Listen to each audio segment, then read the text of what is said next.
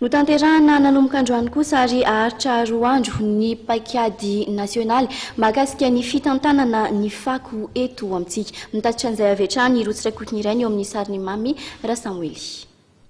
Mandray anjara amin'ny atrikasa mandritry ny roa andro mahakasika ny fitantanana ny fako eto an-toerana ireo tompon'andraikitra misahana ny tontolo iainana.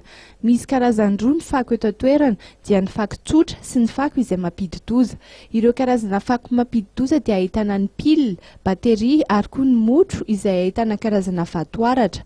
Voasokajy mampidi-doza izy ireny satria misy karazana singa 100 taona vao levina no sady mitera-doza ho an'ny fahasalaman'ny olombelona. Tsara mareny eto aloha fa deuxième phase efa nisy premier phase tamin'ny herintaona fa miditra amin'ny deuxième phase tsika mikasika ny fitantanana amin'ny fako.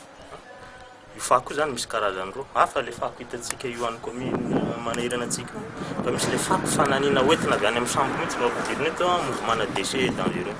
Madagascar nefa ao anatiny ratifier les conventions de Bâle dia manana obligation tsika ampiarana an'le convention de Bâle.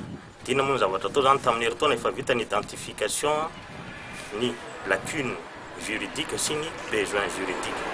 Dia ny zavatra ho tanterahana zany amin'ity androandroany sy rapitsy ty hoe mba tokony amoaka hoe manahoana zany ny plan stratégique national malagasy amin'ny fitantanana ny fivezivezin'ny fako mampidi-doza.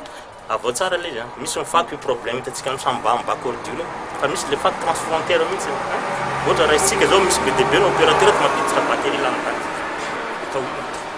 Dia rehefa potika eo misy ny sasany manao fananina mihitsy ny pneu d'occasion efa sola fa efa mivoaka amin'ny vy no ampidirina. Nefa reny zavatra ireny ao anatin'ny fako mampidi-doza satria raha zany pneu zany caoutchouc folo taona tsy mahalohany zany. Dia nafarahantsika eto aorindrinao d'ici 15 ans 20 ans andeha anelakilana pneu tsika.